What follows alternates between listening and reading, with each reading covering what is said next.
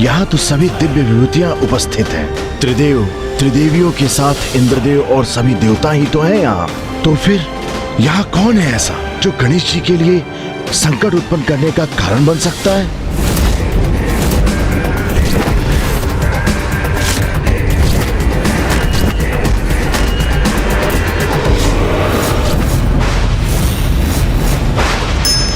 उत्तर चाहिए मुझे ज्ञात करना है कि मैं किन का अंश हूं।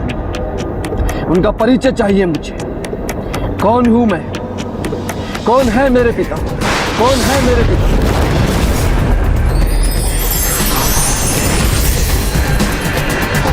माता! माता! माता!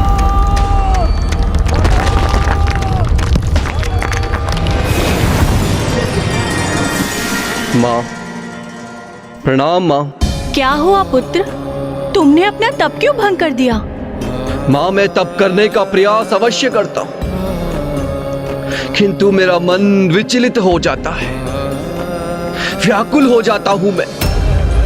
एक ही प्रश्न जो बार बार व्यथित करता है मुझे, और आपको ज्ञात है माता, क्या है मेरा प्रश्न?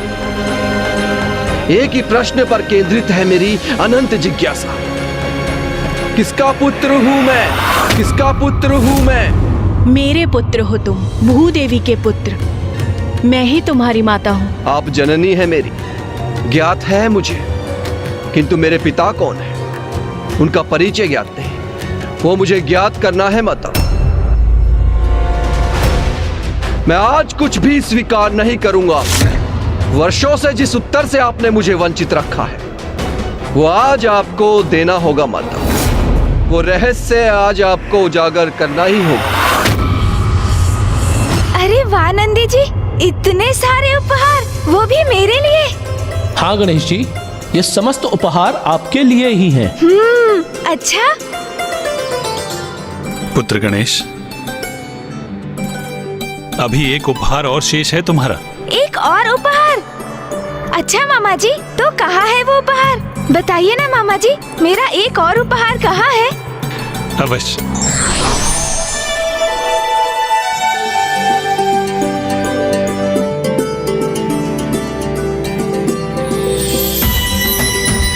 शंख?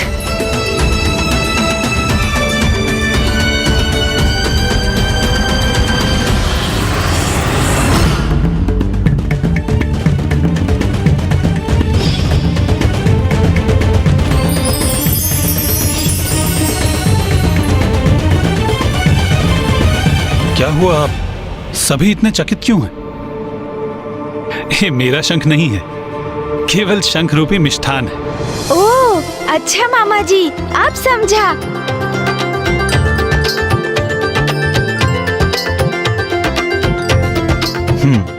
लाइए, दीजिए मामा जी।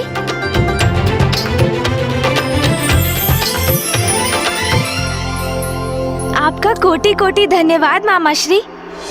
आपका ये उपहार तो सुंदर भी है और अवश्य ही स्वादिष्ट भी होगा। इसे तो मैं अवश्य ग्रहण करूंगा मामा जी। किंतु मामा जी, आपके शंख की दिव्य ध्वनि का श्रवण करने हेतु पुनः आऊंगा आपके पास और आपका शंख भी प्राप्त करूंगा मैं।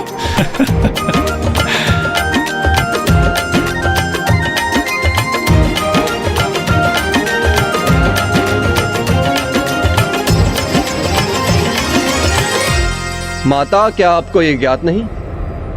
जब तक मैं अपने पिता से भेंट कर संतुष्ट नहीं होऊंगा, इसी प्रकार अशांति की ज्वाला में झुलसता रहूंगा मैं। उचित है फिर, यदि आपको मेरी माँ, मेरी जननी होकर भी मेरी पीड़ा का आभास नहीं, यदि आप नहीं देख पा रही हैं कि कितनी अधिक पीड़ा और कितने अधिक कष्ट में हूं मैं, फिर आपसे ये प्रश्न पूछने का कोई लाभ नहीं माता।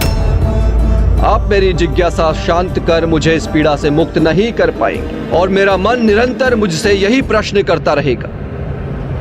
तो इस प्रकार तड़प तड़प कर जीने से कहीं श्रेष्ठ है कि मैं अपने प्राण त्याग दूं। अब यही एकमात्र उपाय है मेरे समक्ष माता। अब और नहीं सहूंगा मैं ये कष्ट, अब जीवित ही नहीं रहूंगा मैं।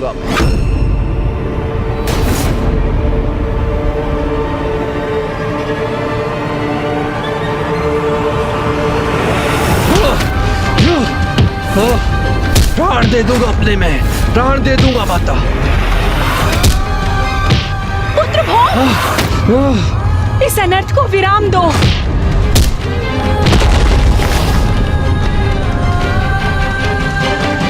स्वयं को दंडित करने में भी सक्षम नहीं हूं मैं। यदि मैं इतना शक्तिशाली हूं तो अवश्य मेरे पिता कोई महाप्रतापी पुरुष होंगे। उचित है, मैं तुम्हारा उत्तर दूंगी तुम्हें। तुम्हारे पिता स्वयं जगत पिता महादेव हैं। पिता महादेव हैं। महादेव हैं। जगत पिता होने के नाते संसार के सभी जीवों के दुखों का निवारण करना, उनके जीवन को सुख से भरना मेरा दायित्व है। किंतु संसार के सभी सुखों और दुखों से परे अपने परिवार को, उमा को अपने पुत्रों के साथ प्रसन्न देखकर मेरे हृदय को जो सुख, स्नेह और संतुष्टि और आनंद की अनुभूति हो रही है, वो सबसे भिन्न है। जगत पिता महादेव ही है मेरे पिता, किंतु ये कैसे संभव है? मैं बताती हूँ पुत्र। पूर्व काल में अंधक नाम का एक महाअसुर था, जिसका देवताओं के साथ एक महाभयंकर युद्ध हुआ।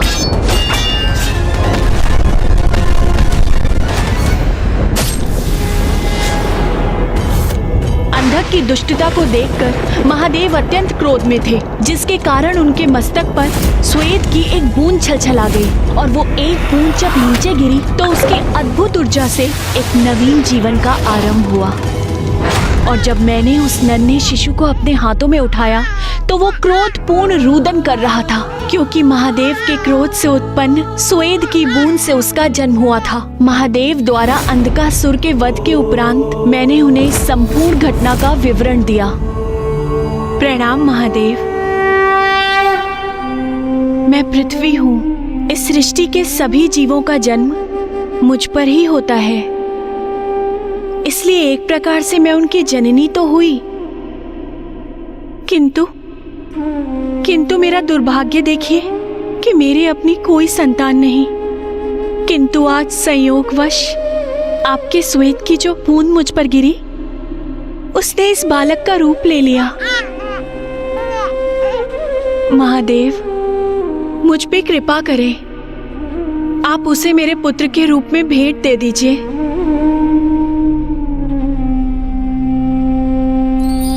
तथास्तु, तथास्तु, तथास्तु।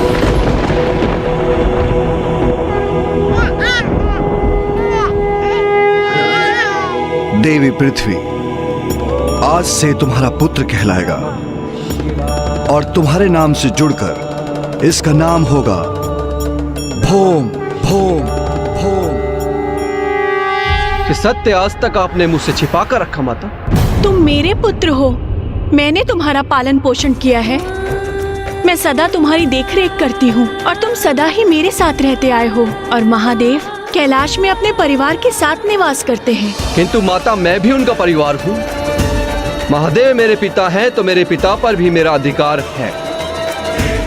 उनका स्नेह प्राप्त करने का अधिकार है मुझे, और उन्हें भी अपने इस पुत्र का परिचय प्राप्त करने का पूर्ण अधिकार है। पुत्र भौम, स्वयं महादेव तुम्हारे पिता हैं। इस सत्य को आत्मसात करना सरल नहीं, इसीलिए इसे समझने के लिए उचित समय लेना, उसके पश्चात ही कुछ करना। माता, आपने मेरी बात का मान रखा, मुझे मेरे पिता का परिचय दिया, किंतु अब जो मुझे उचित लगेगा मैं वही करूंगा। आवेग में आकर कुछ मत करना पुत्र। एक पुत्र का पिता पर अधिकार है, इसमें आवेग का प्रश्न ही कहाँ उठता है माता। और सत्य तो यह है कि मैं अपने पिता से भेंट करने के लिए बहुत प्रतीक्षा कर चुका हूं। कैलाश जाऊंगा मैं, ये निर्णय ले चुका हूं।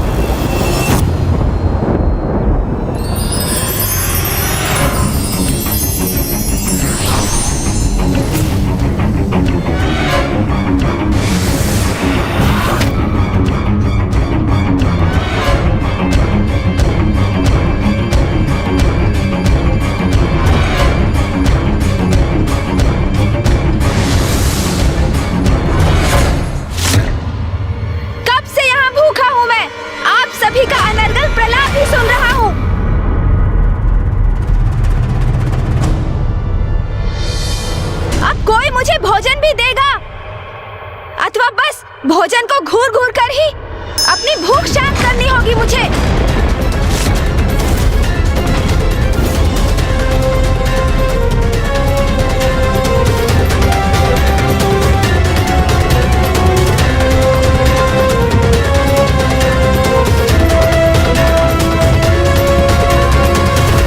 नहीं पुत्र, कैलाश जाना उचित नहीं, और आज के दिवस तो कदापि नहीं। क्यों आज क्यों नहीं? ऐसा क्या विशेष है आज?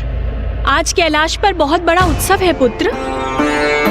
महादेव और पार्वती अपने पुत्र गणेश का जन्म दिवस बहुत धूमधाम से मना रहे हैं। वो गणेश जी जो स्वयं प्रथम पूज्य देवता भी हैं।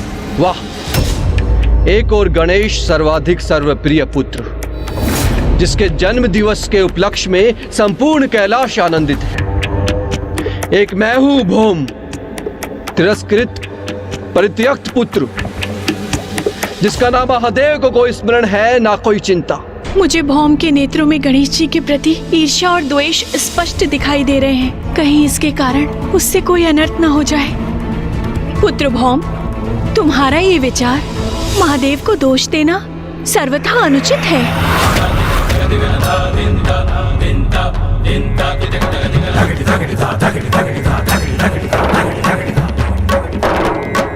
पुत्र भौम के तन से उत्पन्न ऊर्जा से समीप के सभी प्राणी प्रभावित होते हैं और वो उग्र हो उठते हैं। और अब जब वो गणेश जी के प्रति क्रोध और घृणा के भाव को अपने भीतर लेकर कैलाश गया, तो कहीं उसका कोई प्रतिकूल प्रभाव न हो, गणेश जी को कोई क्षति न पहुंचे। पुत्र गणेश,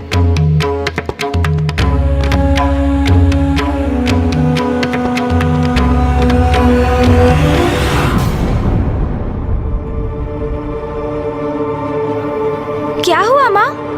ये सभी मुझे विस्मय भाव से क्यों देख रहे हैं?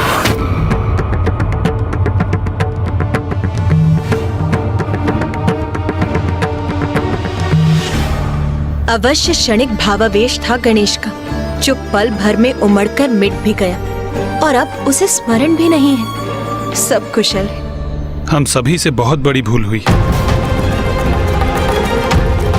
बहुत बड़ी भूल। हम सभी ने गणेश के साथ बड़ी निष्ठुरता का व्यवहार किया है। ये आप क्या कह रहे हैं भ्राता विष्णु? हम गणेश के प्रति निष्ठुर कैसे हो सकते हैं? हाँ बहन पार्वती, आज गणेश का जन्म दिवस है और हम सभी उसकी इच्छाओं की पूर्ति करने के स्थान पर विधि विधान और शिष्टाचार में बंधकर उसकी खुशियों को बाधित कर रहे हैं।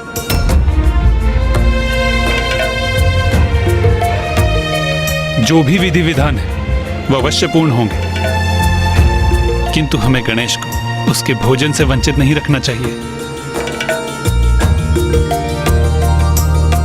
आज गणेश का जन्म दिवस है और उसके समक्ष उसके मिष्ठान, उसके मोदक सभी हैं, परंतु हमने उसे ग्रहण करने का अवसर ही नहीं दिया, तो उसको क्रोध तो आएगा ही ना।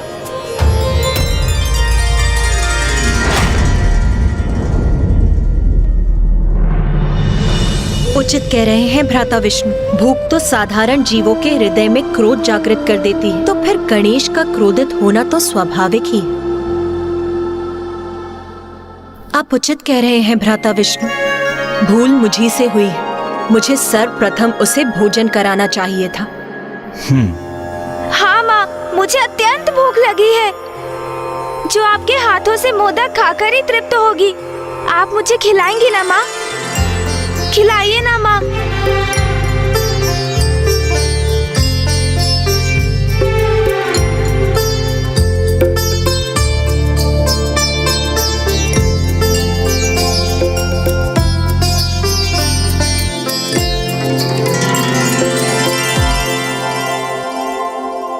जन्मदिन की अनेकों शुभकामनाएं पुत्र। मैं यही कामना करती हूँ कि इस मोदक की तरह तुम्हारा जीवन भी मधुर हो।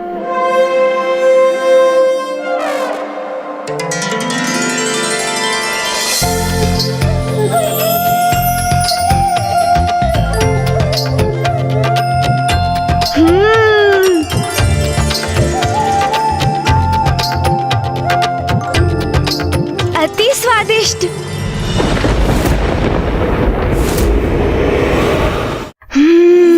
मोदक, वो भी माँ के हाथों से प्राप्त कर आनंद आ गया। आहा, पिताश्री, माँ ने तो मुझे इस उत्सव से चकित किया है और भैया ने मेरी रुचि के अनुसार यहाँ की सज्जा की है। किंतु आप मुझे कोई उपहार नहीं देंगे क्या पिताश्री?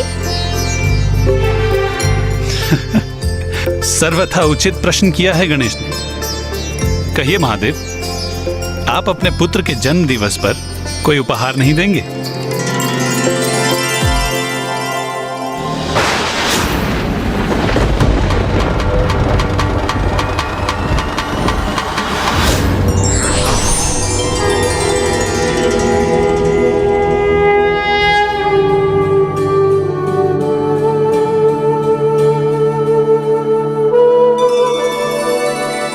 पुत्र गणेश, मैं तुम्हें तुम्हारी मां के समान दुलार तो नहीं कर सकता।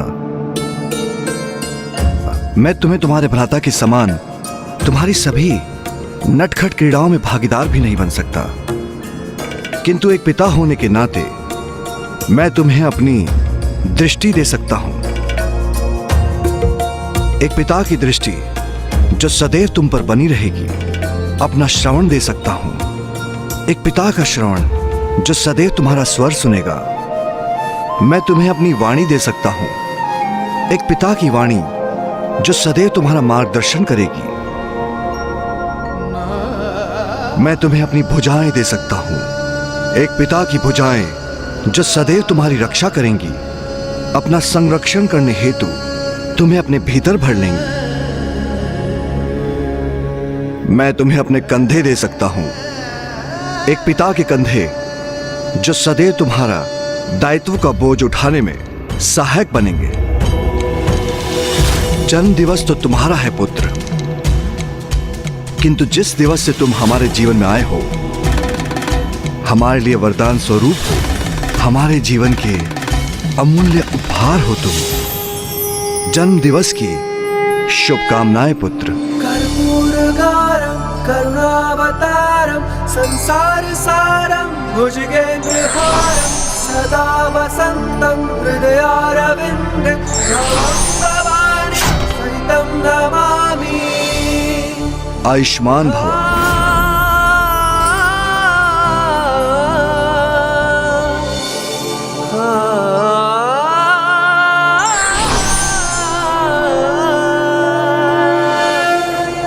पुत्र गणेश, लो, अपना उपहार स्वीकार करो।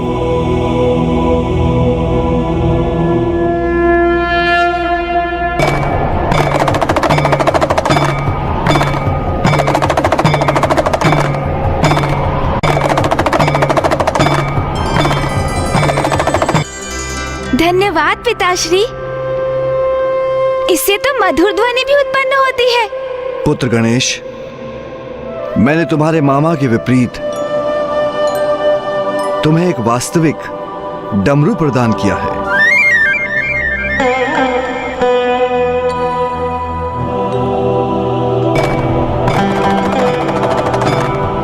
नाथ, आज तो मैं बहुत प्रभावित हूँ।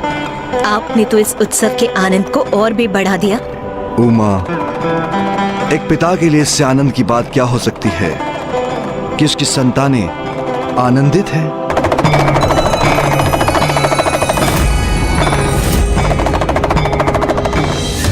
जगत पिता महादेव का आशीष है प्रथम पूज्य गणेश को। वो कैसे व्यर्थ जा सकता है? तो गणेश जी पर कोई संकट कैसे आ सकता है? कदाचित चित्रगुप्त जी से ही अपनी गणना में कोई भूल हुई है। और वैसे भी मंगल मूर्ति विघ्नहर्ता गणेश का कोई ग्रह दोष कैसे अमंगल कर सकता है? वो तो स्वयं परम ब्रह्म है।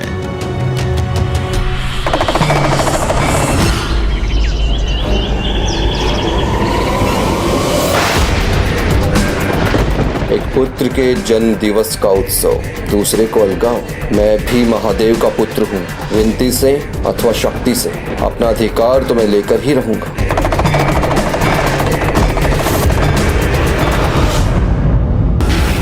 आज मैं भौम, जगत पिता महादेव का पुत्र, उनसे भेंट करके ही रहूंगा।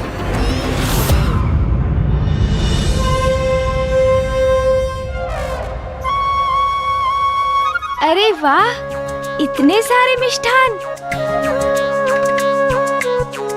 पुत्र गणेश, संकोच मत करो। यदि तुम्हारी इच्छा है तो तुम्हें तुम्हारे उपहार खोलने की अनुमति है पुत्र। माँ, उपहार तो मैं कभी भी देख सकता हूँ, किंतु मेरा सर्वाधिक आकर्षण तो उन सभी मिष्ठानों में है।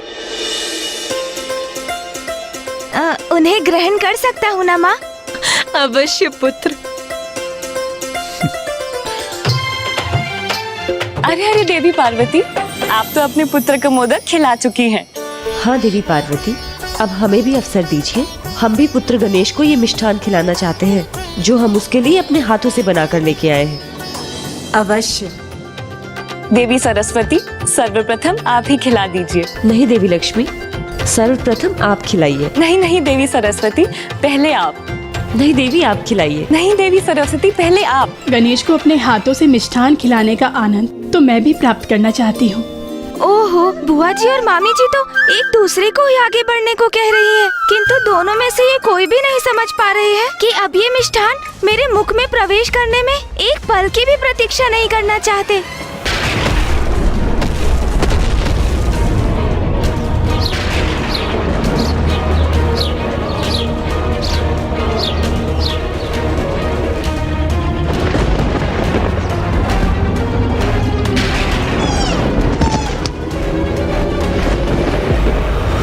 पुनः वैसा ही योग प्रस्तुत होने जा रहा है जिस योग में प्रथम पूज्य गणेश जी का शीश धड़ से विलग हुआ था। कुछ भी हो, मुझे अभी माता पार्वती को बताना ही होगा। परिस्थिति विकट हो, उसके पूर्व ही संकट का निवारण उचित है। मैं धर्मराज हूँ, भय अथवा किसी अन्य भाव के कारण अपने दायित्व को निभाने से पीछे नहीं हट सकता मैं। इसीलिए मुझे जो ज्ञात है वो मुझे माता पार्वती को बता देना चाहिए। पहले आप खिलाइए। नहीं नहीं देवी सरस्वती, आप खिलाइए। पहले आप। माता, माता पार्वती,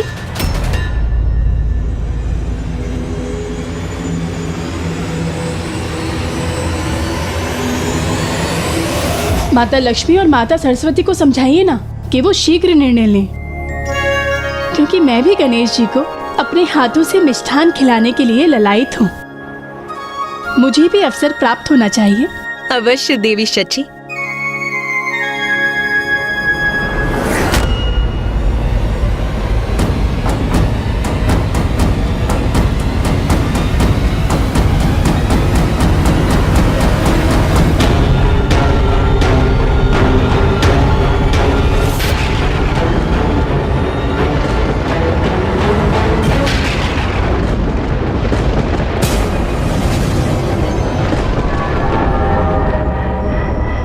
तो ये है मेरे पिता महादेव का निवास, कैलाश का प्रवेश द्वार।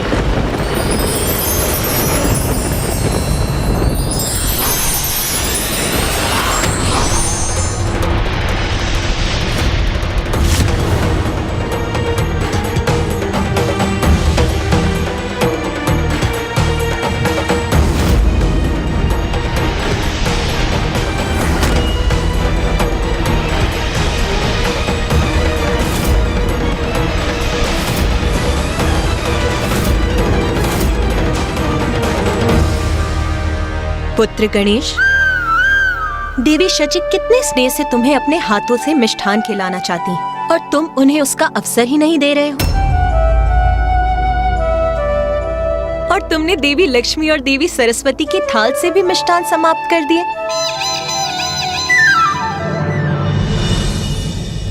मुझे क्षमा कीजिए, मैं स्वयं को रोक नहीं सका माता। अब मुझे अपने हाथों से मिष्ठान खिलाइए माता।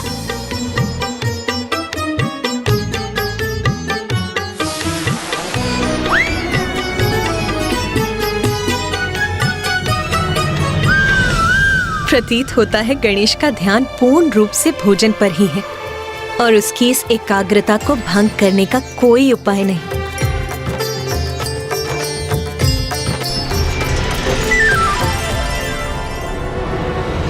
गणेश जी भोजन में व्यस्त है, यह अच्छा अवसर है। माता पार्वती को सावधान करने का उत्तम अवसर है ये। माता,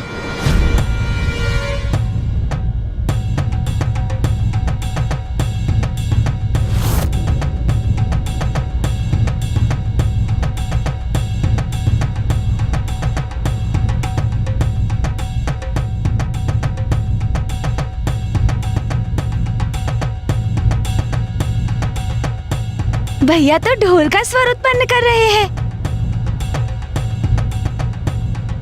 भैया आप ढोल बजाइए और मैं डमरू। हे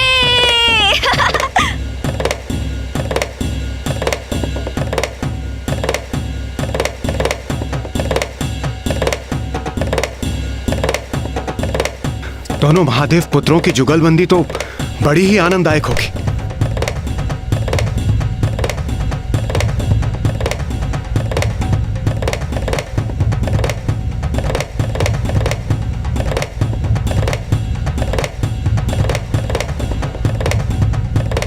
माता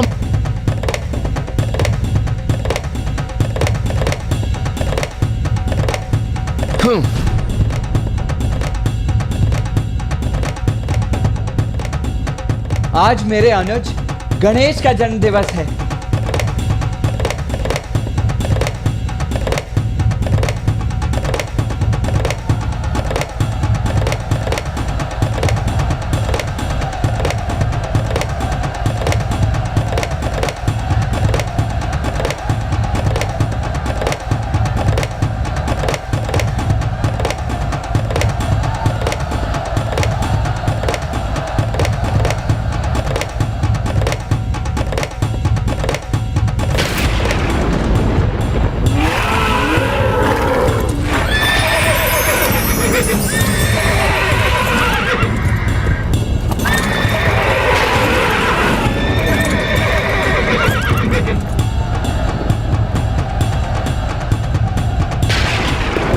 तोतला जी।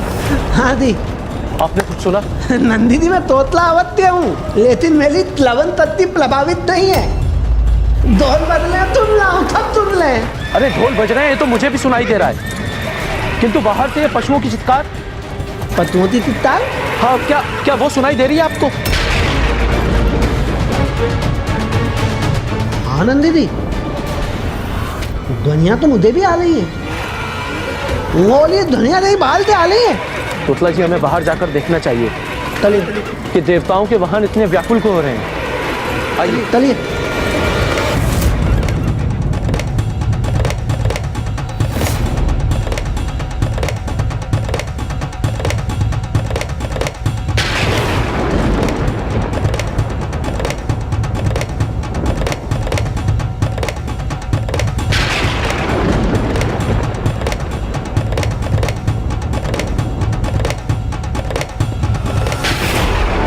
मेरे पिता का निवास कैलाश मेरा भी निवास है।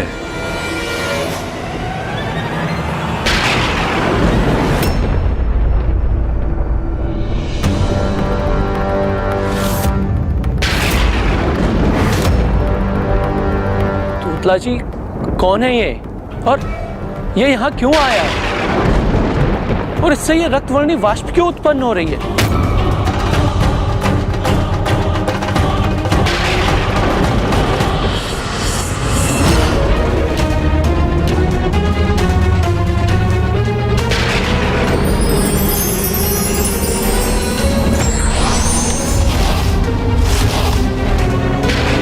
कौन हो तुम? मैंने पूछा कौन हो तुम? सुना नहीं क्या तुमने? श्रवण शक्ति क्षीण हो गई है क्या तुम्हारी? कहां जा रहे हो, कुछ ज्ञात भी है तुम्हें? मैं भौम हूं। हाँ तो दामू क्या चले? ये महादेव के गण हैं, इतने अहंकारी और असभ्य। शिष्टाचार का तो जैसे इन्हें लेस मात्र ज्ञान ही नहीं है। भौम हो तो हो गए, उससे हमें क्या? नाम के आगे भी कोई परिचय है तुम्हारा तो दो हमें। मैं भौम महादेव पुत्र हूँ, उनसे भेंट करने आया हूँ।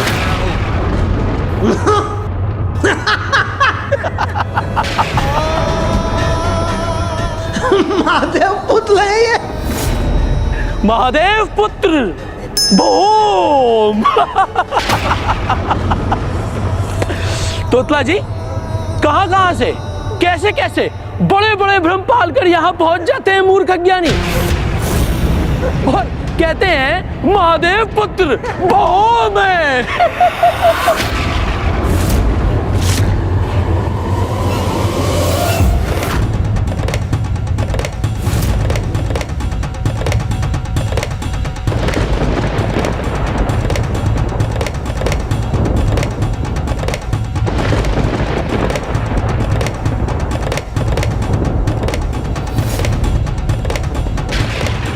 ये क्या कर रहा है गणेश?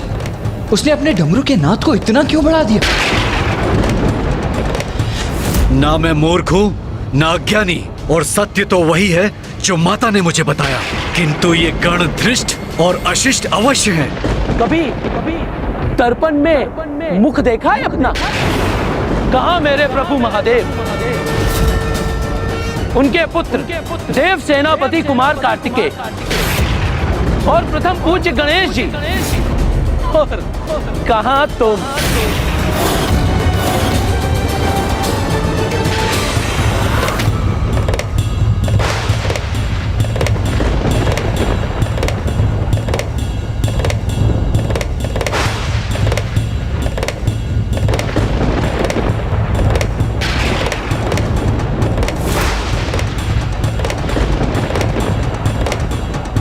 आज के इस उत्सव में क्रोध का कोई स्थान कहाँ है? फिर गणेश अपने डमरू के नाद से क्रोध का प्रदर्शन क्यों कर रहा है?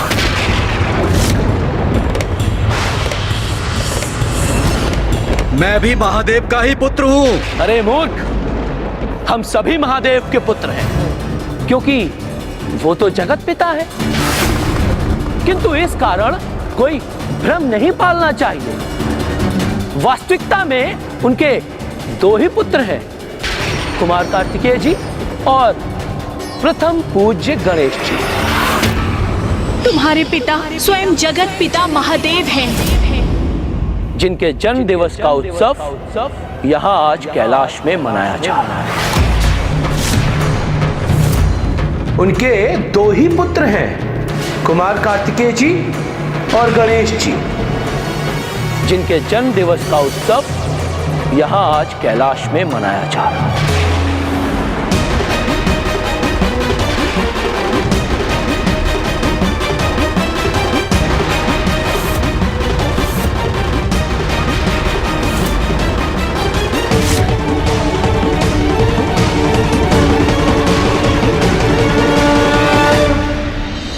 चलो प्रस्थान करो यहां से। महादेव के दर्शन के लिए तो यहां अनेकों भक्त आते हैं। तुम भी आ जाना उत्सव संपन्न होने के पश्चात।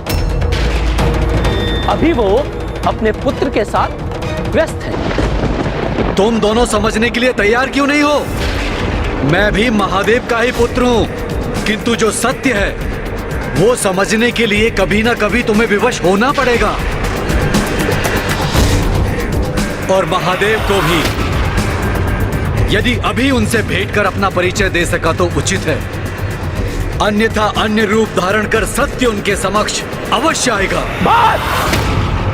कैलाश जैसे पवित्र स्थान पर असत्य को सत्य कहने की धृष्टता करते हुए लज्जा नहीं आती तुम्हें? तुम यहाँ से जाते हो, अन्यथा मैं तुम्हें यहाँ से जाने के लिए विवश करूं।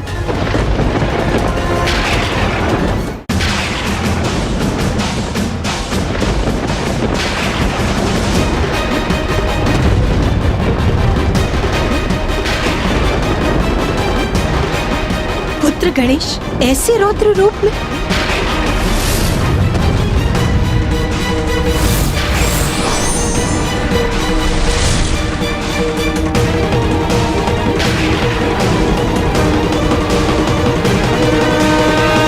मेरा यहाँ किसी से युद्ध करने का प्रयोजन नहीं, किंतु पुत्र का पिता से भेंट करने की इच्छा रखना कोई अपराध तो नहीं।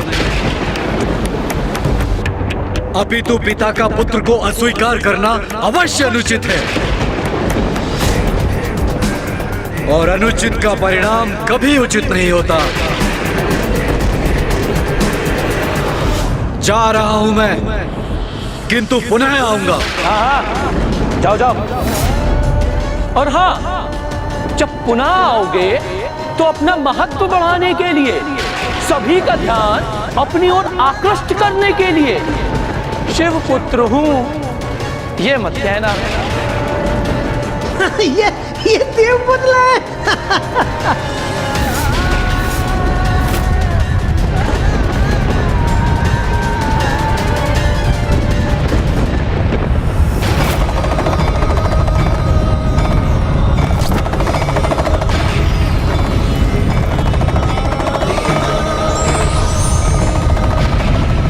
एक पुत्र को अपने वक्ष से लगाकर उस पर सारा स्नेह न्यौछावर कर बहुत आनंदित हो रहे ना आप महादेव। इतना बड़ा भेदभाव कि एक अन्य पुत्र को पूर्ण रूप से भुला बैठे हैं आप। नहीं, बहुत बड़ा अन्याय है ये, किंतु शीघ्र ही आपको इसका उचित न्याय प्राप्त होगा। अपने इस पुत्र को दुख दिए है ना आपने, जो आपके आनंद का स्रोत है, तो उसका दुख भी देखना और सहना होगा आपको महादेव। जा रहा हूं मैं।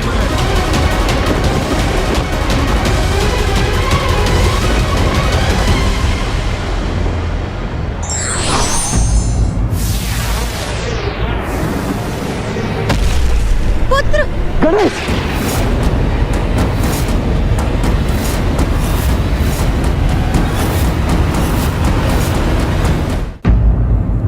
यह अचानक क्या हो गया था मुझे? ऐसा लगा जैसे किसी प्रबल शक्ति ने वश में कर लिया हो। और वो आगंतुक तो मात्र महादेव से भेंट करना चाहता था, उनके दर्शन करना चाहता था। फिर मैंने इतनी निष्ठुरता का व्यवहार क्यों किया उसके साथ? क्या उसके प्रति हमारा आचरण उचित था? तोतला जी, समझ में नहीं आ रहा है कि अकारण ही मैं इतना उत्तेजित क्यों हो गया। हाँ नंदी दी, मुझे भी तो तेता ही प्रतीत हुआ देते। तीती ने मुझे अपने पद में तल लिया था, तीन तो अब दो भी हुआ। ओ दिया तो ओ दिया। तलिए तलिए बीतल तलिए।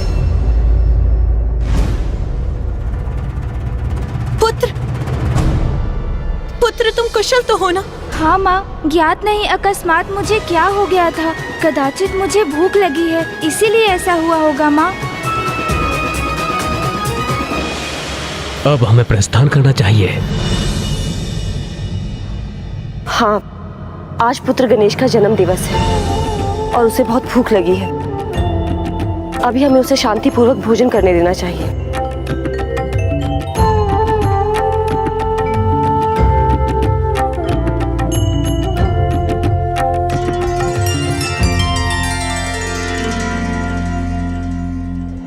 अब तो सभी देवी देवता प्रस्थान कर रहे हैं, यही उचित अवसर है। उनके प्रस्थान करने के पश्चात मैं माता पार्वती को अवश्य कह दूंगा। नाथ, आपने शांत रहकर माता पार्वती से कुछ ना कहकर उचित ही किया। देखिए ना, माता पार्वती महादेव कितने प्रसन्न हैं।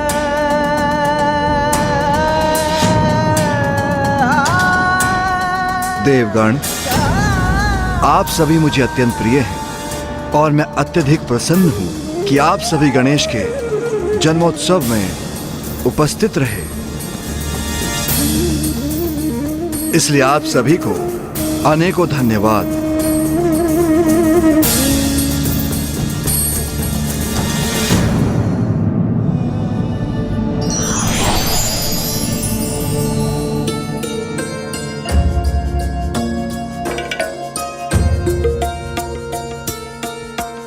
यमराज, आपको ज्ञात है कि मुझे सर्वाधिक प्रिय कौन है? जो सर्वाधिक प्रिय देवता हैं और जो मेरे हृदय के सबसे निकट है, वो हैं आप। मैं महादेव? हाँ, कभी कभी जो नैतिक दृष्टि से उचित प्रतीत होता है और जो हमारा दायित्व है, उसमें विरोधाभास होने के कारण एक बड़ा अंतर्द्वंद उत्पन्न होता है। किंतु आप मुझे सर्वाधिक प्रिय इसलिए हैं क्योंकि आप तो धर्मराज हैं। आप तो सदैव अपने धर्म और कर्तव्य पर अडिग रहते हैं। कोई भी द्वंद आपको विचलित नहीं करता। प्रत्येक परिस्थिति में लाभ हानि की चिंता किए बिना जगत कल्याण हेतु अपने धर्म का पालन करते हुए आप मुझसे भी संघर्ष करने पर विवश हुए, किंतु पाप ने अपने धर्म पथ का त्याग नहीं किया। धर्म के प्रति आपकी अटूट निष्ठा के कारण ही आप मुझे सर्वाधिक प्रिय हैं।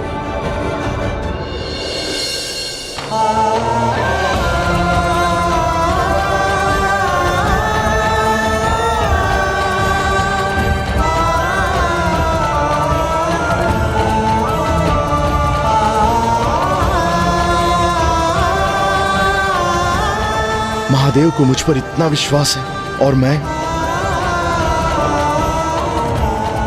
मुझे उनके विश्वास का सम्मान करना होगा। अपना धर्म मुझे निभाना ही होगा। यमराज के मुख पर ऐसा भाव क्यों? जैसे उनके भीतर भावना का बवंडर उमड़ रहा है, जैसे वो कुछ कहना चाहते हैं किंतु कह पाने में विवश।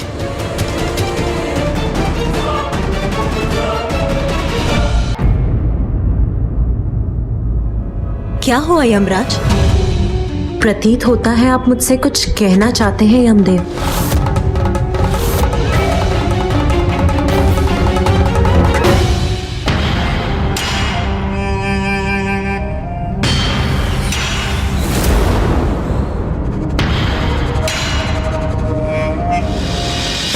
हाँ माता,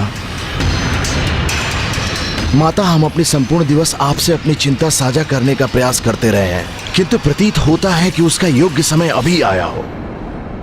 माता, मुझे यहाँ आने से पहले चित्रगुप्त ने मेरा ध्यान एक और एकत्रित किया। उन्हें ज्ञात हुआ कि आज भी पुनः वही योग प्रकट होने वाला है जो 1 वर्ष पहले हुआ था गणेश जी के साथ, जिससे दुर्भाग्यवश गणेश जी का शिष्य उनके धड़ से अलग हो गया था।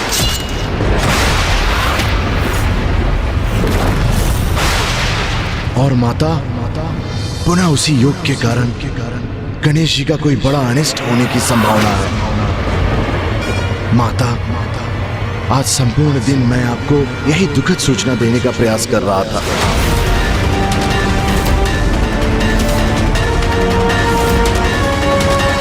ऐसा दुस्साहस कैसे किया आपने यमराज?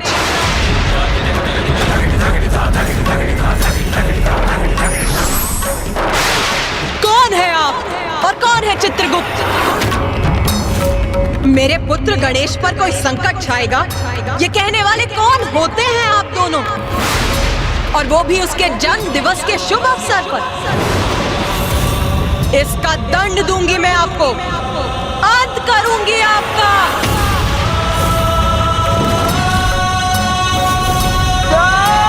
नहीं।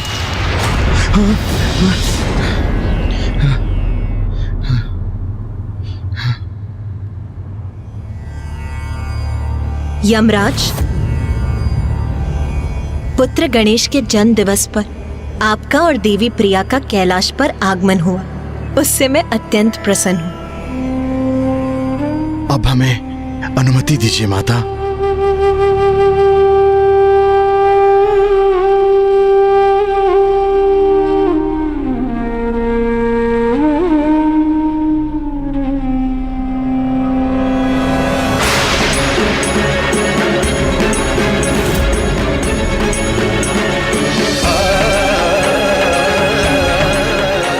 जो मैंने अपनी कल्पना की शक्ति से देखा, वो दृश्य मेरी आशंका का ही प्रत्यक्ष रूप था। यदि मैंने माता से सत्य कहा होता तो उसके परिणाम स्वरूप जो सत्य प्रकट होता वो बहुत भयंकर होता। माता के उग्र रूप से मात्र मेरा ही नहीं, संपूर्ण सृष्टि का अंत होता।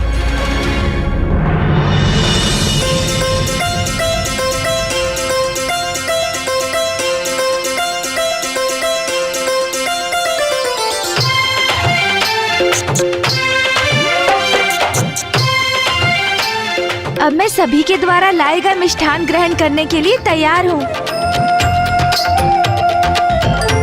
माँ, बुआ जी के उपहार स्वरूप लाए गए मिष्ठान से ही आरंभ करता हूँ।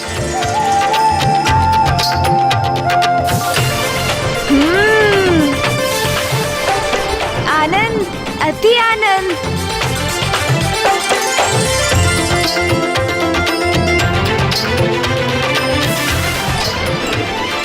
अरे वाह, ये तो अत्यंत स्वादिष्ट है।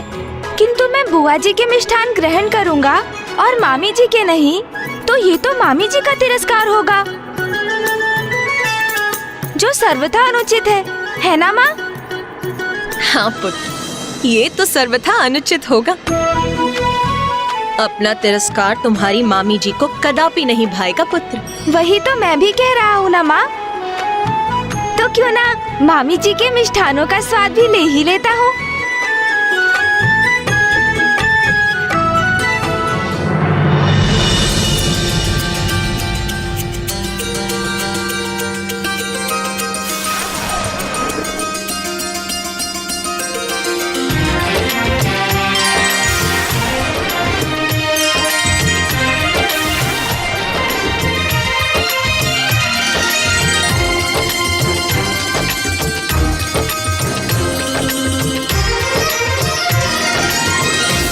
बुआ जी और मामी जी के मिष्ठान तो तुम ग्रहण कर चुके गणेश, किंतु यदि देवी शची, देवी संज्ञा एवं अन्य देवियों के मिष्ठान ग्रहण नहीं करोगे तो वो तो बहुत दुखी होंगी, है ना माँ? हाँ पुत्र, तुम तो सर्वथा उचित कह रहे हो।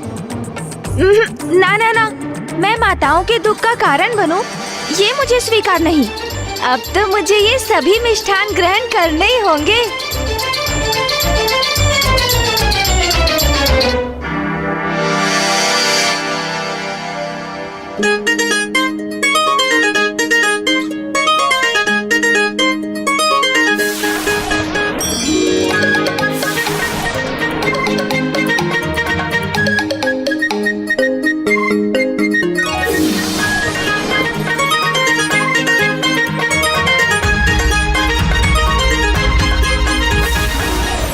ये भी समाप्त हो गए। चिंता क्यों करते हैं प्रभु?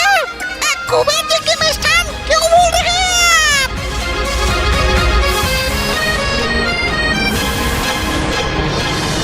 माँ, पुत्र, इंद्रदेव को अपना तिरस्कार अपने अपमान के समान नहीं प्रतीत होगा क्या? हाँ हाँ माँ, मैं उनका हृदय कैसे दुखा सकता हूँ भला? नंदी जी। समझ गया प्रभु।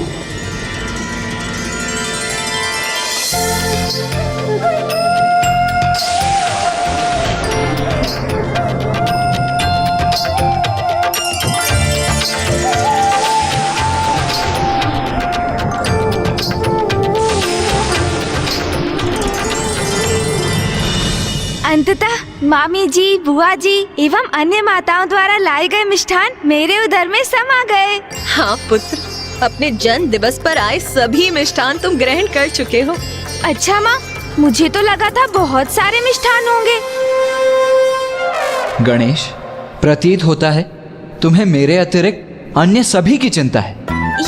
ये आप क्या कह रहे हैं भैया? हाँ, मामी जी, बुआ जी, माँ एवं समस्त देवियों के हृदय की चिंता है तुम्हें। अपने उदर को इतने कष्ट में डालकर उनके मिष्ठान तो ग्रहण कर चुके तुम, किंतु जो मैंने नंदी जी और तोतला जी ने किया है,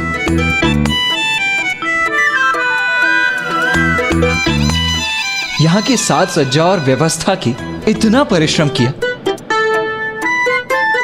कदाचित हमारे उपहारों का कोई मोल ही नहीं है तुम्हारे लिए, है ना?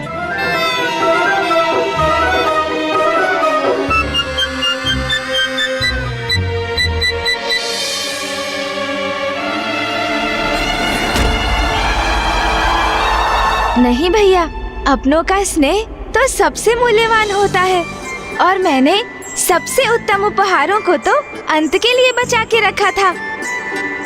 तो अब तो उत्सव का अंत ही है, तो अब अविलंब आरंभ करो।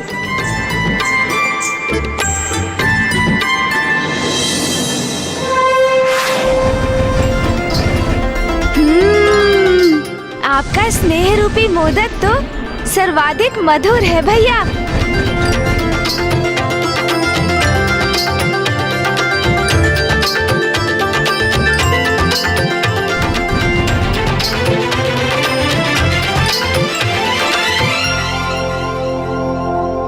ये मेरे जीवन का सर्वश्रेष्ठ दिवस था। सभी से अगाध प्रेम और स्नेह पाकर मेरा हृदय तृप्त हो गया।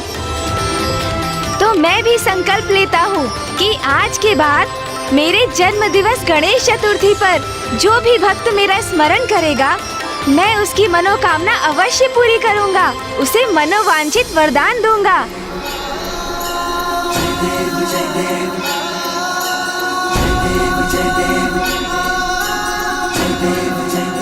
आज प्रारंभ हुए प्रत्येक कार्य निर्विघ्न पूर्ण होंगे और आज के बाद मेरे जन्म दिवस को वरदा चतुर्थी के नाम से भी मनाया जाएगा।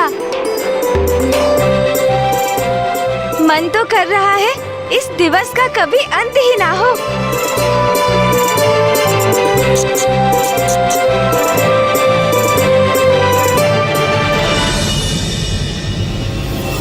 मेरे जीवन का सबसे दुखदाई दिवस रहा है ये।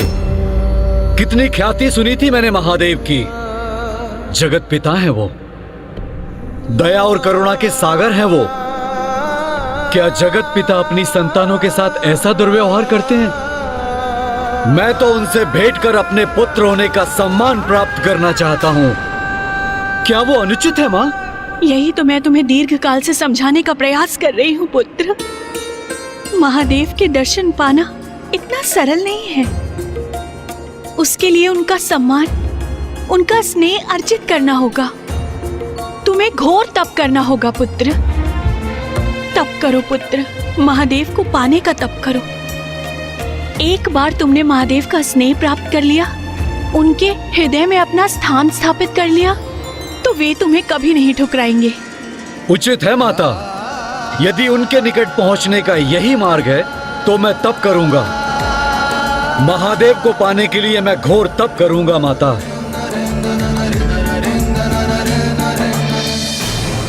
यमराज, आपको ज्ञात है कि मुझे सर्वाधिक प्रिय कौन है? जो सर्वाधिक प्रिय देवता हैं और जो मेरे हृदय के सबसे निकट है, वो हैं आप।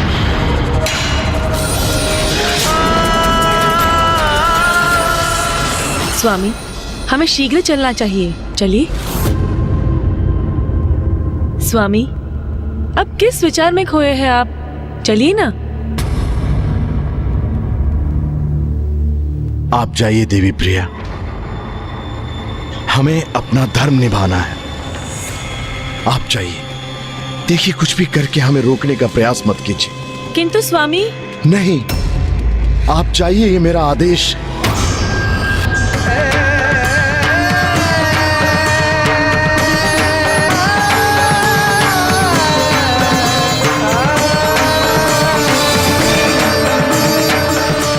वाह, आनंद आ गया। इसे कहते हैं जन्म दिवस का भोज। अच्छा माँ, अब मैं विश्राम करने चला।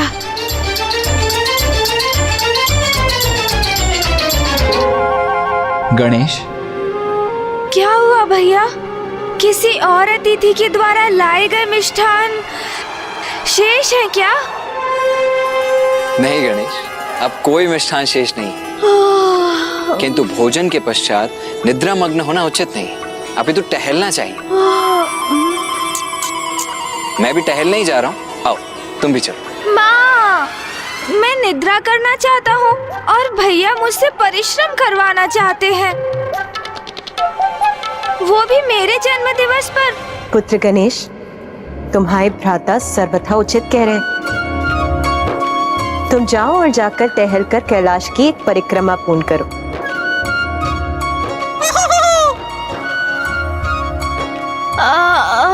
अच्छा, जैसी आपकी आज्ञा माता।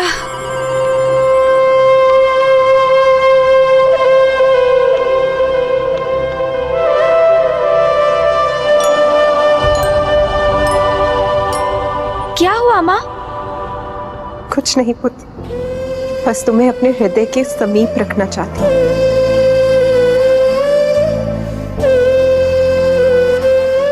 क्या हुआ माँ? गणेश कहीं दूर थोड़े ही जा रहा है। मैं तो मात्र उसे कैलाश में ही टहलने ले जा रहा हूँ और फिर हम दोनों लौट आएंगे। किंतु माँ, यदि आप नहीं चाहती हैं तो मैं नहीं जाऊंगा। देखा माँ, आपके दुलार को कारण बनाकर ये टहलने से बचना चाहता है। नहीं पुत्र, अब और नहीं रोकूंगी। तुम जाओ और जाकर अपने भ्राता के साथ परिक्रमा कर।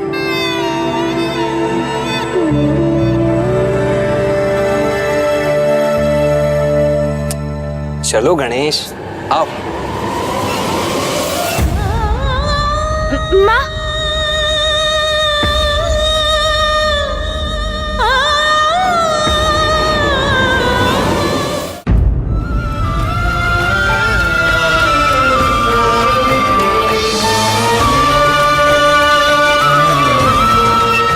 चलो भी गणेश, आओ।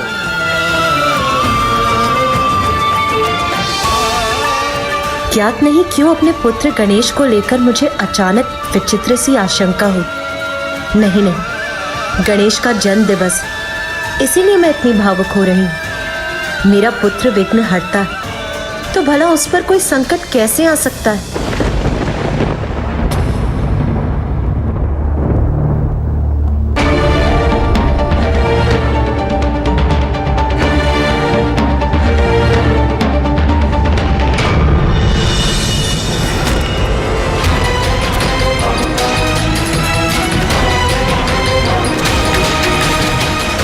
पूर्व में ही बहुत विलंब किया मैंने। अब शीघ्र मुझे माता पार्वती तक पहुंचना होगा।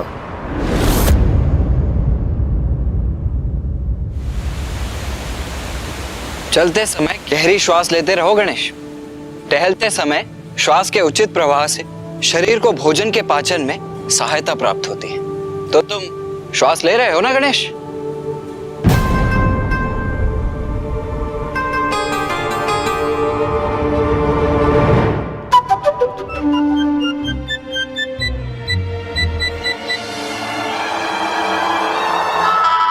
गणेश, तुम यहाँ टहलने आए हो, यहाँ रुककर पुष्पों की सुगंध का आनंद लेने नहीं। चलो मुझसे गति मिलाकर चलो। आज भैया तो मुझे छोड़ने वाले ही नहीं। उनका कहा तो मानना ही होगा मुझे। गणेश, टहलने का लाभ तो तभी होगा जब तुम तीव्र गति से चलोगे। तीव्र गति? हाँ हाँ चलता हूँ भैया, चलता हूँ। अरे ये क्या, गणेश जी का उदर इतना विशालकाय हो गया है कि जिस कारण से वे उचित प्रकार से चल तक नहीं पा रहे हैं। मिष्ठान का आनंद ऐसा होगा। उचित है भैया, मैं तीव्र गति से ही चलता हूँ फिर। चलो।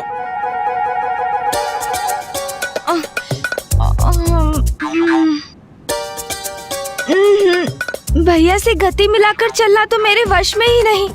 कदाचित भैया को ही अकेले आगे जाने देने का उपाय सोचना होगा मुझे।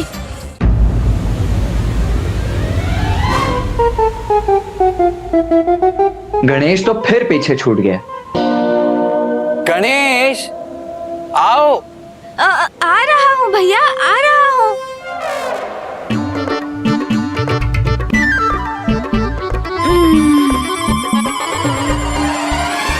चलो। तुम्हारे साथ चलने से तो उत्तम है कि मैं अकेला ही आगे बढ़ जाऊं। आप मुझे ऐसी उलाहना क्यों दे रहे हैं भैया? अभी मैं तो आरंभ ही कर रहा हूँ ना। कुछ ही समय में अवश्य आपसे भी तीव्र वेग से आगे बढ़ूंगा। अच्छा, तो लो अपना समय और पहुंचो मुझ तक, क्योंकि मैं तो जा रहा हूँ पिताश्री के ध्यान स्थल। अब मुझे तो ऐसे ही तीव्र वेग से टहलने का अभ्यास है, ठीक है?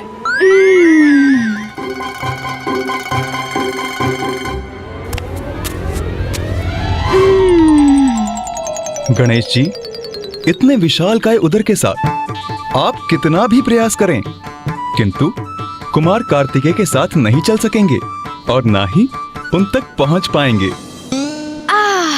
अब मैं अपने अनुसार इस कैलाश की परिक्रमा करूंगा। माता का आदेश है तो इतना तो करना ही होगा ना मुझे। मूषक जी, मूषक जी। प्रभु, वो बुला रहे हैं मुझे। मुझे तो प्रतीत हुआ वो विश्राम कर रहे होंगे। अच्छा, देखता हूँ क्या बात है। मूषक जी। प्रभु, क्या हुआ प्रभु? आप निद्रा मग्न होकर विश्राम क्यों नहीं कर रहे हैं? कहाँ मूषक जी, माँ और भैया ने मुझे टहलने भेज दिया। उन्होंने कहा भोजन के तत्काल बाद निद्रा में लीन नहीं होना चाहिए। देखिए, भैया तो आगे भी बढ़ गए। अच्छा, तो आपने मुझे अपना साथ देने के लिए बुलाया है ना? ये तो मेरे लिए सम्मान की बात है प्रभु। चलिए प्रभु। हाँ मूषक जी, चलिए। अरे मूषक जी, आगे कहाँ चल दिए आप? इधर आइए, इधर। अरे क्या हुआ प्रभु? आप चल क्यों नहीं रहे हैं?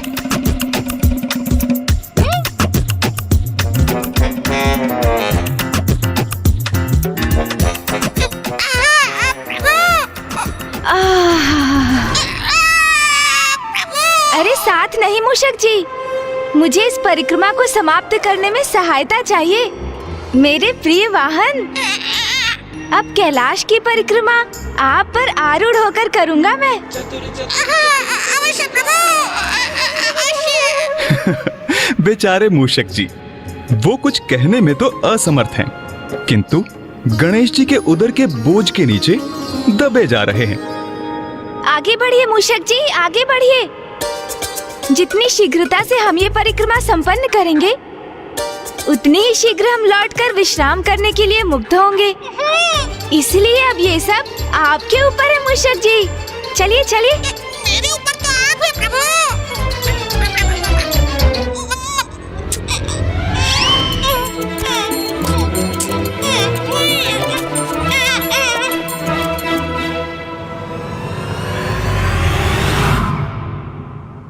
माता, आपकी संध्या की पूजा का समय हो गया है। जी नंदी जी।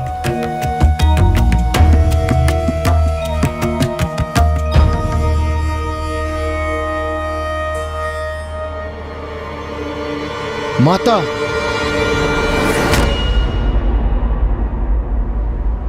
यमराज जी, आप इतने व्याकुल प्रतीत हो रहे हैं। सब कुशल तो है ना?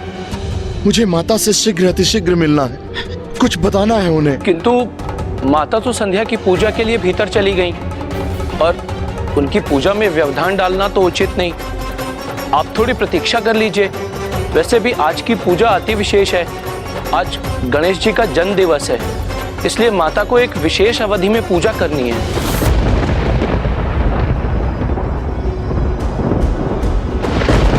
समय व्यतीत होता जा रहा है, कहीं इसी वापों में वो अमंगल क्षण ना आ जाए और मैं माता को कुछ बता ना सकूं।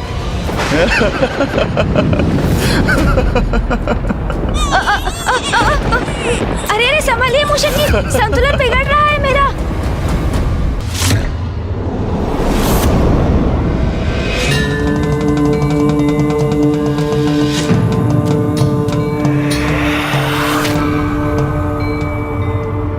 कहीं माता पार्वती को इस बढ़ते संकट के बारे में सूचित करने में विलंब न हो जाए। अरे मूषक जी, प्रतीत होता है मेरा अति सुंदर गोलाकार उदर आपके शीश पर स्थित हो गया है। मैं थोड़ा उसका स्थान परिवर्तित कर देता हूँ।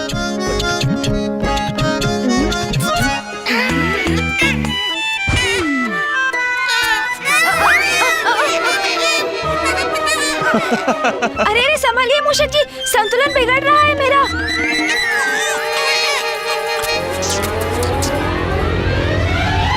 गणेश जी, आपका नहीं बल्कि आपके भारी उदर के बोझ के कारण मूषक जी का संतुलन बिगड़ रहा है। अच्छा रुकिए मूषक जी, मैं अपने उदर को संतुलित करता हूँ। मेरी स्थिति पूर्व से कहीं उत्तम है प्रभु। ऐसे ही अरे संभालिए मूषक जी।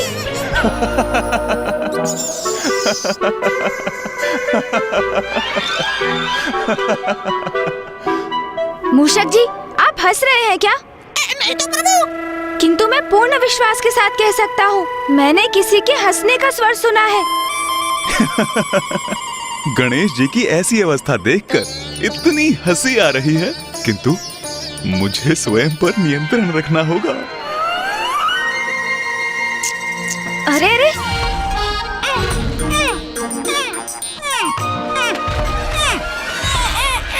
ओहो मूषक जी, हमें इस दिशा में नहीं, सीधे जाना है। अपनी इस दिशा में दिशा के ऊपर मेरा कोई नियंत्रण शेष नहीं है प्रभु। अच्छा, तो सीधी दिशा में जाने के लिए मुझे पुनः अपना उदर व्यवस्थित करना होगा।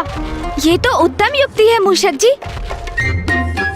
देखा मूषक जी, मेरा अति सुंदर गोलाकार उदर हमारा पथ प्रदर्शक भी बन रहा है।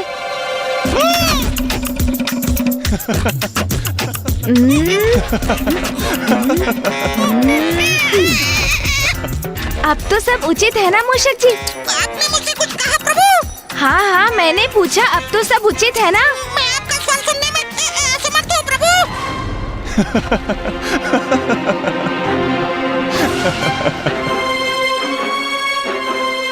मैंने पुनः किसी के हंसने का स्वर सुना।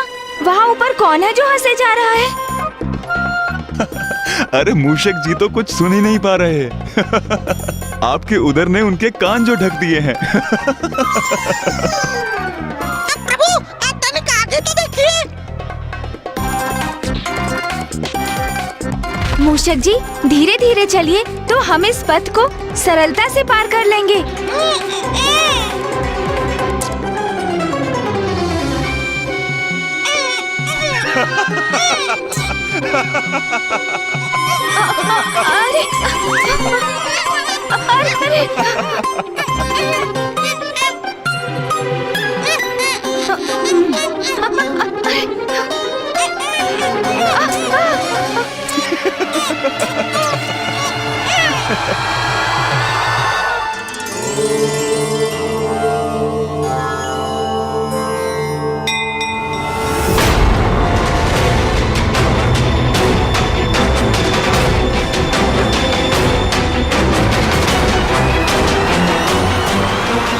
यमराज जी, आप यहाँ?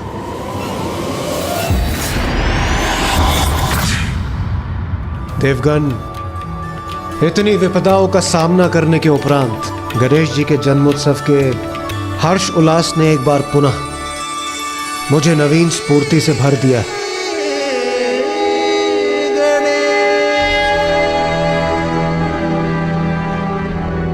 क्या हुआ अग्निदेव, आप इतने चिंतित क्यों प्रतीत हो रहे हैं? देवराज, मैं नकारात्मक विचार में डूबना नहीं चाहता, किंतु मुझे अचानक स्मरण हो आया कि कैलाश पर हम होली के पर्व के उस समय सभी कितने आनंदित थे, और फिर ऐसी परिस्थितियां उत्पन्न होती गईं कि हमारा आनंद ही अवसाद में परिवर्तित होने लगा। मुझे भय है कि कहीं पुनः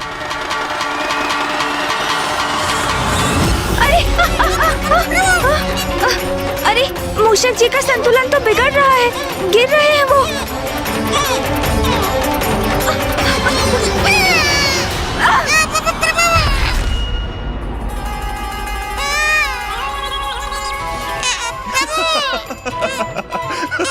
उठिए प्रभु, उठिए।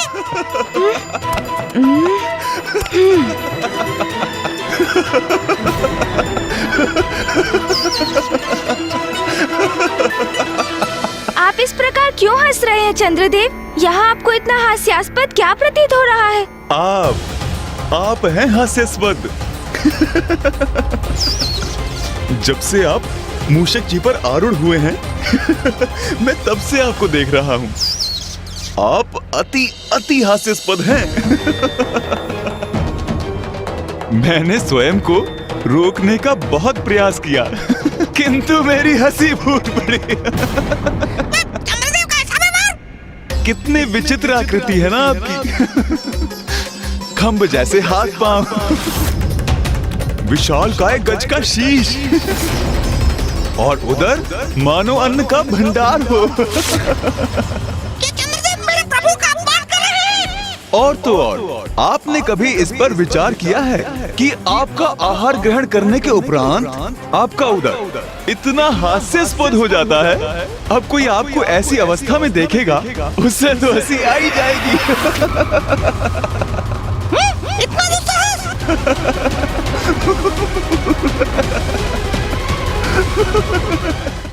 माता, मैं आपको कुछ बताने का प्रयास कर रहा था जिसे आपको ज्ञात होना अति आवश्यक है। हाँ हाँ, अवश्य बताइए। माता,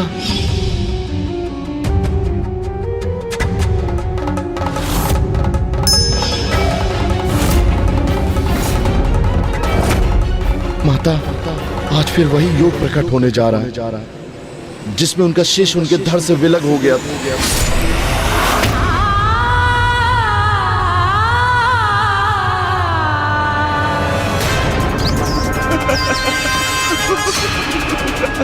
हंसे जा रहे हैं।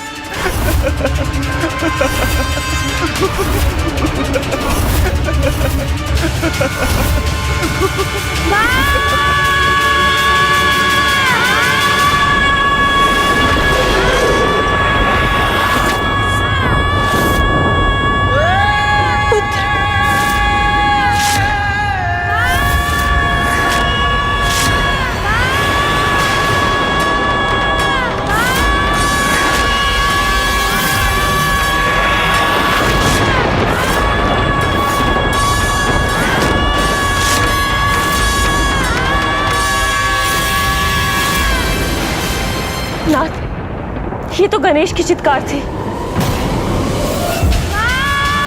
और उनके साथ हम सभी ने गणेश की चित्कार सुनी थी। मुझे विश्वास है जिसे सुनकर ही आप सभी भी यहाँ एकत्रित हुए हैं। मैं तो गणेश को लेकर टहलने निकला था। मैं आगे बढ़ गया किंतु उस समय वो यहीं कहीं था।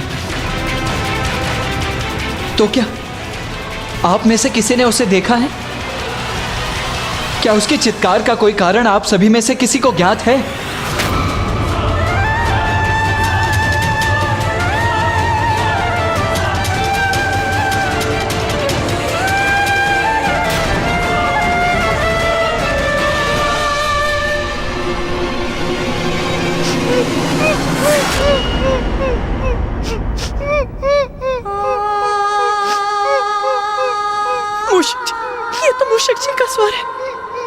हाँ माँ।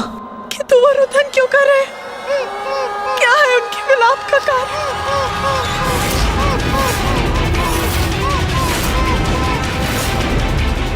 अब तो मेरी कोई रक्षा नहीं कर सकता, क्योंकि माता को तो सब कुछ ज्ञात हो जाएगा।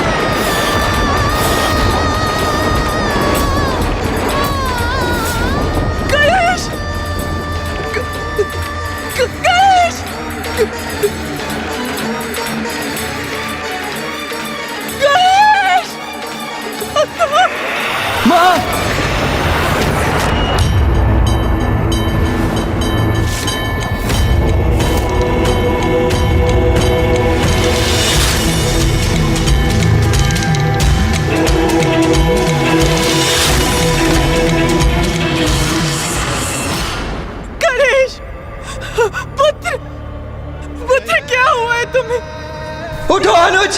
पुत्र, माँ जी, अपने नेत्र खोलो पुत्र।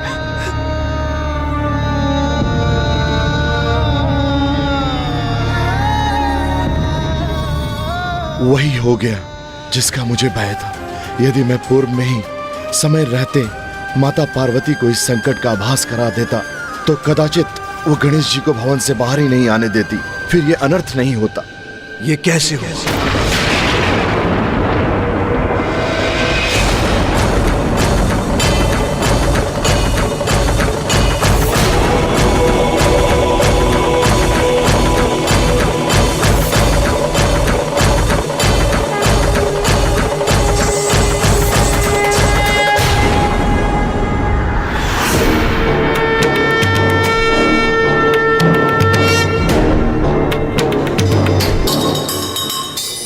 हम सभी तो देवी पार्वती के क्रोध को लेकर ही आशंकित थे।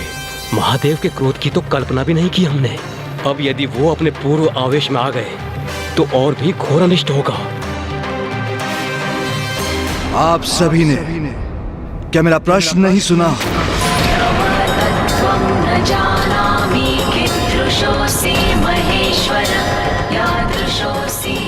मेरे पुत्र गणेश के साथ ये कैसे हुआ?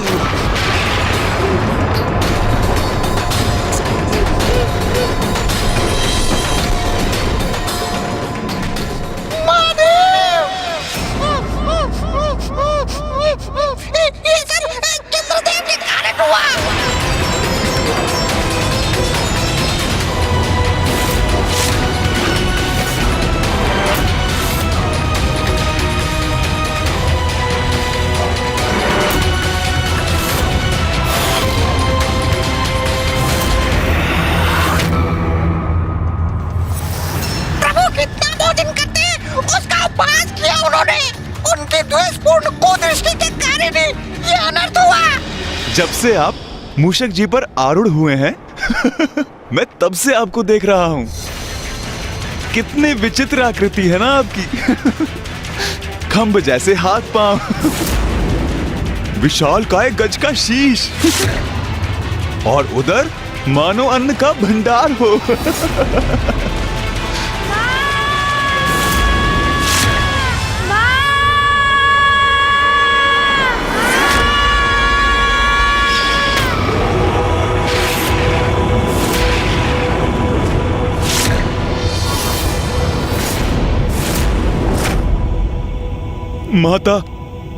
माता मुझसे बहुत बड़ी भूल हो गई। क्षमा कर दीजिए माता, क्षमा कर दीजिए।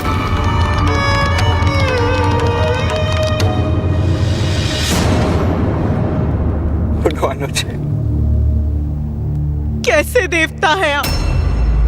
क्या आपको इतना भी ज्ञात नहीं कि एक बालक को उसके भोजन के लिए नहीं टोकते, और आपने मेरे पुत्र गणेश के ही भोजन पर बुरी दृष्टि डाली,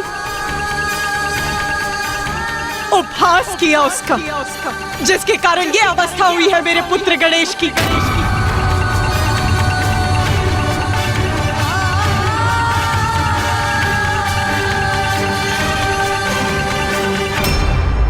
माता, महादेव, मुझसे बहुत बड़ी भूल हो गई।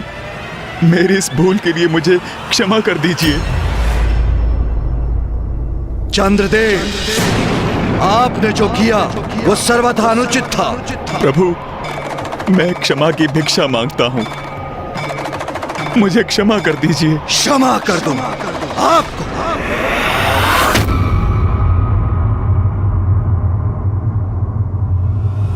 यहाँ मेरा पुत्र मूर्छित पड़ा है, उसका उदर फट गया, जिसका कारण आप हैं।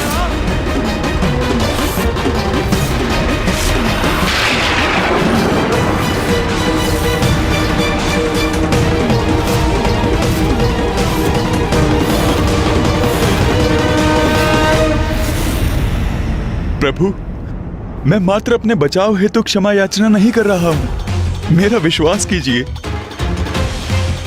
ये तो एक सरल परिहास था।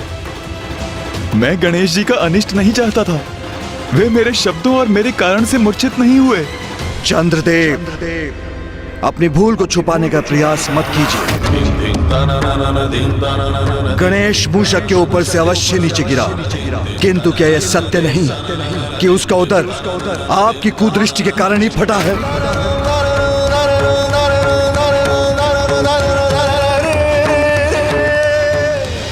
प्रभु, मुझसे भूल हुई, मेरा व्यवहार अनुचित था। मैं अपने इस व्यवहार के लिए लज्जित हूं। अब आपसे और माता से क्षमा याचना करने के सिवाय मेरे पास और कोई उपाय नहीं। चंद्रदेव, आपने जो कुछ भी किया वो दंडनीय है। देवोचित व्यवहार की सभी सीमाएं लांघकर एक बालक का नहीं अपितु सर्वप्रथम पूज्य देवता का भी अपमान किया। वही देवता जिसके आप सभी ऋणी हैं, जिसने अनेक अवसर पर आप और अन्य देवताओं को संकटों से मुक्त कराने के लिए कठोर संघर्ष किया है।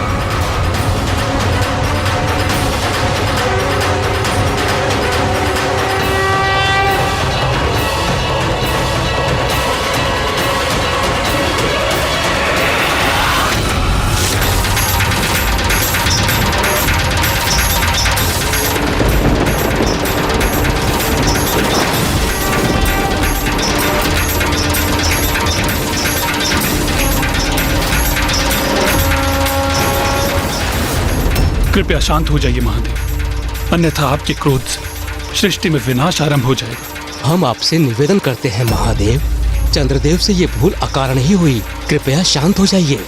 गणेश के साथ जो हुआ उसमें आपकी बहुत बड़ी भूल है।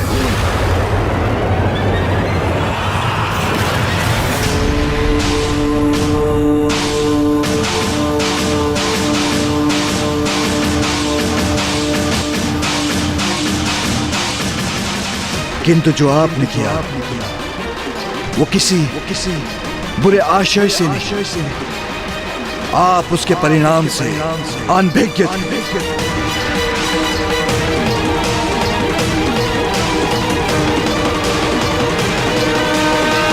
इसलिए हम आपको क्षमा करते हैं।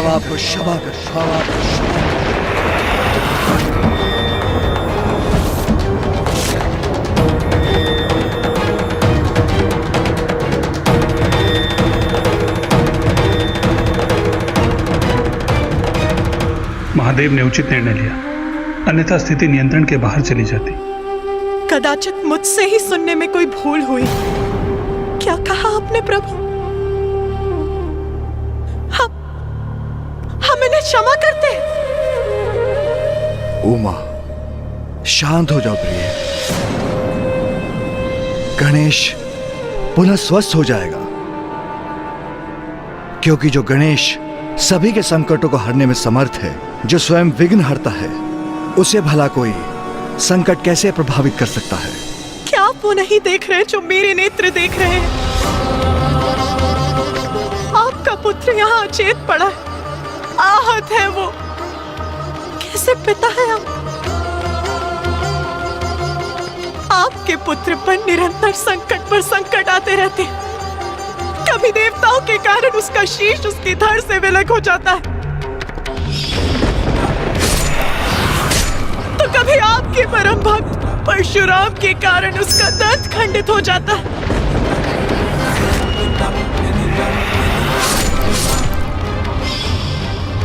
और आज चंद्रदेव के कारण उसका उदर फट गया।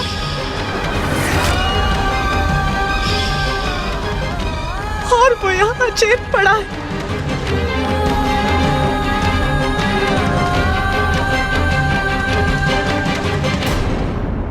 नहीं प्रभु, अपने पुत्र को बार बार इस पीड़ा में देखने का कष्ट मैं नहीं सहन कर सकती।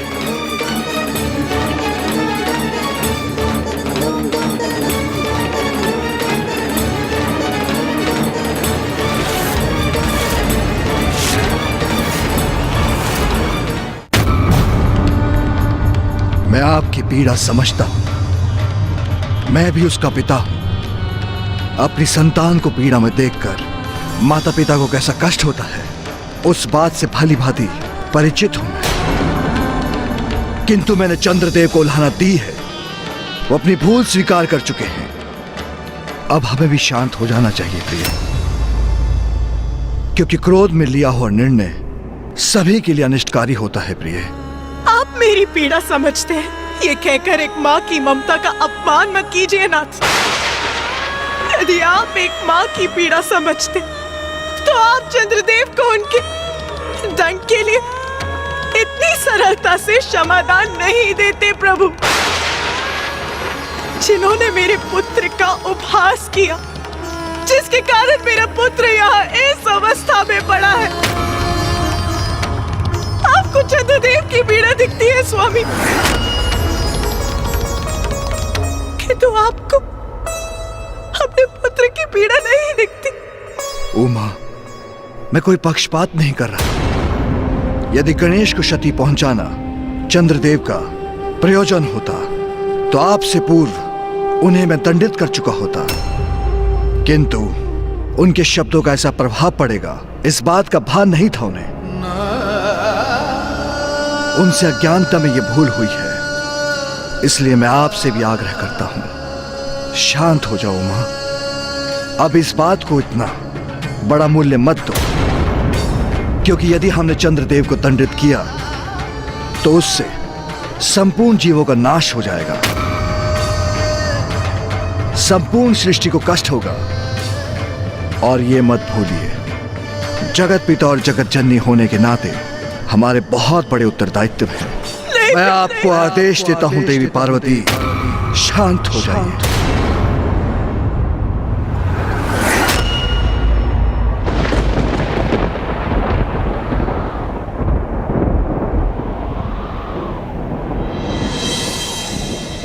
उचित है स्वामी।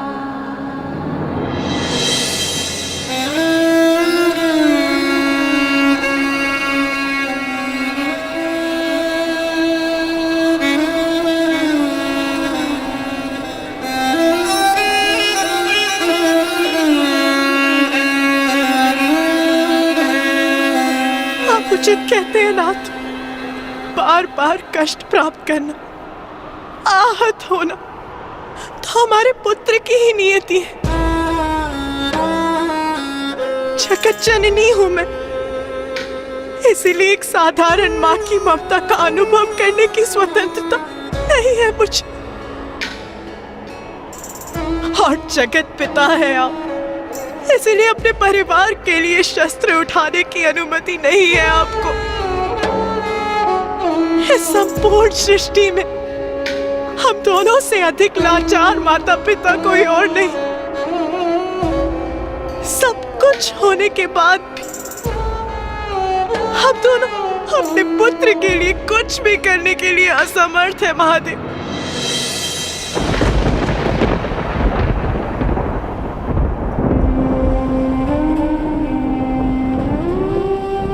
मेरा पुत्र यहाँ गिरा अपने जीवन के लिए संघर्ष कर रहा है और मैं शांत रहूं? नहीं प्रभु, मैं अपने दायित्व निभाने में असमर्थ।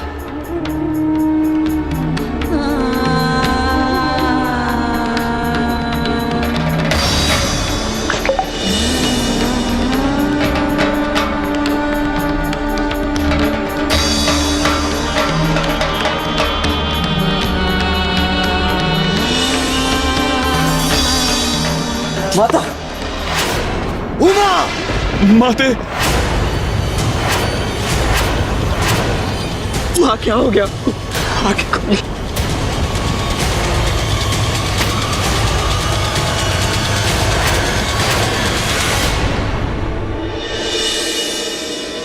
माँ,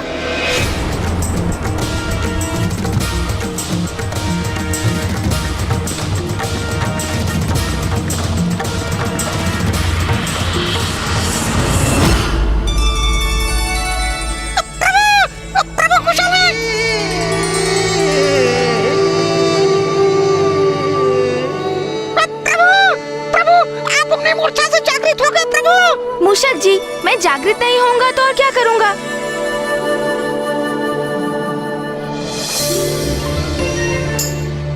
ये मोदक यहाँ वहाँ बिखर गए हैं। किंतु आपका उदर प्रभु। मेरा उदर फट गया तो क्या हुआ मूषक जी? मैं परम ब्रह्म महागणपति जी का ही तो अंश हूँ।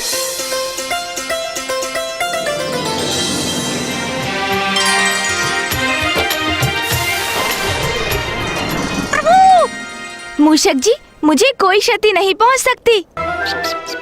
और अब आप अपने प्रश्न पूछना बंद कीजिए।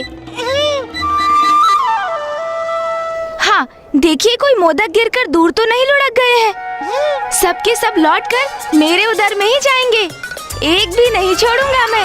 फिर उदर बांधकर लौटना भी तो है, नहीं तो माँ चिंता करेंगी और निद्रा का भी तो आनंद लेना है। प्रभु, क्या ढूंढ रहे हैं आप? अरे मूषक जी, आप इतना भी नहीं समझते क्या? माँ के समक्ष ऐसे ही चला जाऊंगा तो क्या वो व्यथित नहीं होंगी?